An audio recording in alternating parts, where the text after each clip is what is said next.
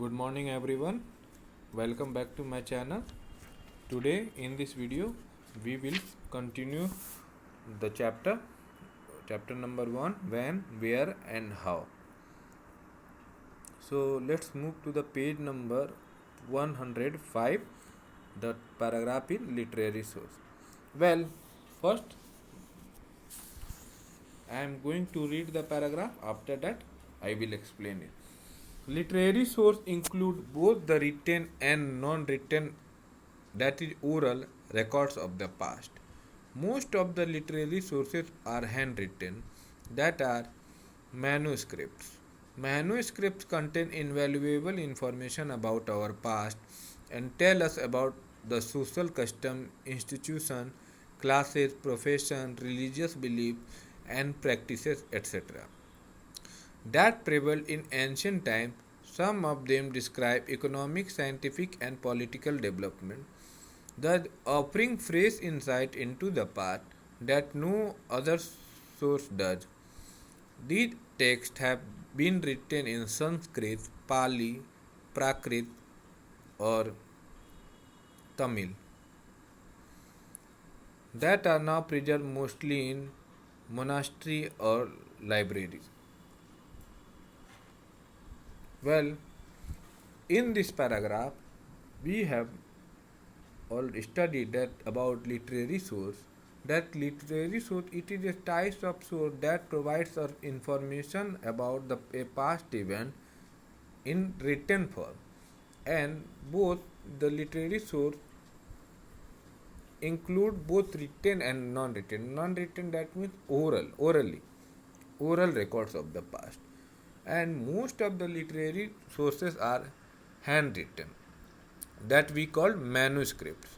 So manuscript provides us invaluable information about our past and tell us about our the social custom, institution, class of people, profession, religious belief, way of living and practices that had happened in ancient times. And also most of the some of the manuscripts also describe about the economic, scientific and political development, insight into the past that no other source does. And these information in the text have been written in Sanskrit, Pali, Prakrit or Tamil language. So these all four languages are ancient language, that are Sanskrit, Pali, Prakrit or Tamil, and they are now preserved mostly in monastery or library. All the books, all these literary source we will found when we visit library. There we will found a lot of books that are written in Sanskrit, Pali, Prakrit, Tamil language, and these books provides us information about the past that had happened many years ago. So we have discussed this paragraph. Now move to the next page, that is page number 106. Literary texts on religious subjects are called religious literature. The Veda, the Ramayana, the Mahabharata, the Gita, the Purana and Jataka tales are the important source of ancient Indian history. How do we know about our the ancient Indian history? With the help of these books, religious books that are Veda, Ramayana and Mahabharata are called the important source of ancient Indian history. Literature that had no connection with religious is called secular literature. It is very important that the literature, that literary source, that the information that provide no connection with religion we call secular literature. And in secular literature it includes poetry, drama, travelogue or account of foreign traveler. Traveler, we can say account of foreign traveler, that the foreigners that they keep information, that they note information what they observe when they visited our country, when they visit our country. And text on science, grammar and politics. The Arthashastra of Kautilya on the theory of administration. Also in secular literature it is also Arthashastra of Kautilya. It is based on the theory of administration. Vishakha Datta Mudraksha, the literary masterpiece written by Kalidas, one of the renowned poet of the Sanskrit language. Ban Bhatt, Harishchandra are the examples of some secular literary text of ancient India. Secular literary secular literary text means the that includes poetry, drama, or whatever the foreigner travelers. Through these pieces of literature, we got to know about our rich and glorious past. We have got to know about our glorious past with the help of these pieces of literature. Kalhan Raja Tarangini, the River of Kings, composed several centuries later, was a fact-based account of the kings of Kashmir. Okay, this is the book Kalhan Raja Tarangini, the River of Kings, that composed, and it is a fact-based account of kings of Kashmir from the earliest time, and this book is written in Sanskrit. The book is first historical text by an Indian. Indigenous and foreign sources. As we know, many foreign visitors came to India at different points of time.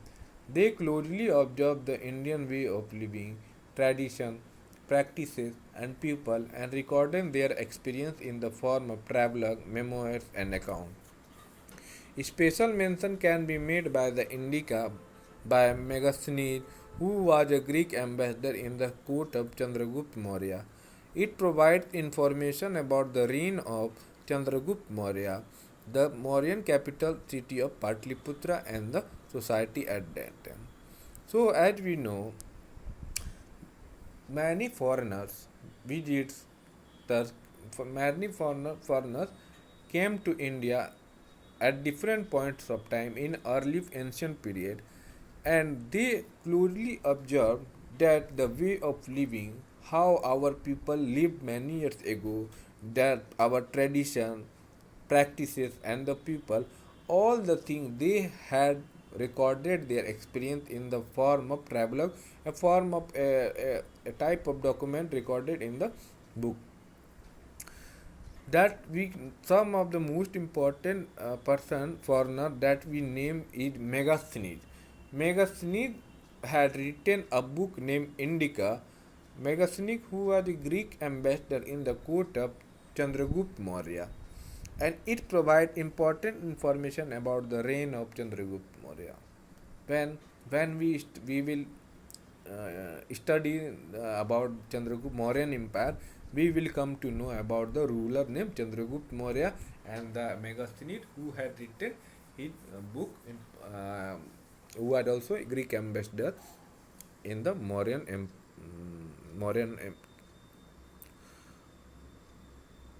Chandragupta Maurya. The Mauryan Chandragupta Maurya was the Mauryan capital city of Patliputra and society at them. Second, we foreigner that we can say Periplus of Erythraean Sea by unknown sailor. Unknown sailor. Sailor mean uh, who sailors mean the who runs the boat. Okay. The geography of India by Ptolemy are also well-known examples of ancient Greek. So these are also foreigner. That one foreigner name was unknown. He was sailor and he had written Periplus of the Erythraean Sea, and second was written by Ptolemy, the geography of India. Other notable examples the accounts of Chinese travelers Fa Hin and Hyun Sang and Ai Sing, who visited India in traveler different periods. So also Chinese travelers also visited our country and observed our way of living and write all the information in his book. And these Chinese traveler names were Fa Hin, Hyun Sang, and Ai Sing. These accounts are collectively called foreign literature. So, also first earlier we had discussed about secular literature.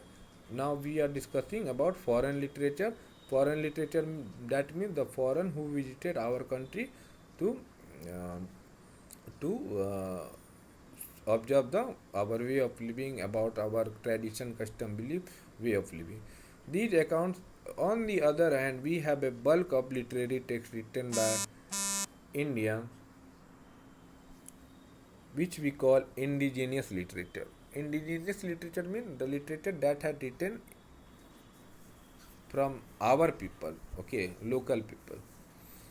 Brahmi, the script of Ashoka edicts, was deciphered in 1837 by James Prinsep, an archaeologist, philologist. Archaeologist means who study about the past event. Philologist means who study about something, the official uh, British East India Company. The literary source with unknown script. There are some in ancient literary source whose script had not been deciphered so far. The Harappan script, which continue to be historical riddle. Riddle, that means we can say unsolved puzzle, a type of puzzle. Okay, can be cited as the most striking instance. So here we have already finished the chapter in this video. Now next video we will discuss question answer and MCQ, fill in the blank, true, false. Then after that we will do question answer. So go and watch this video, you will understand it. Then it is beneficial for you when you will do question answer. Thank you. Have a wonderful day.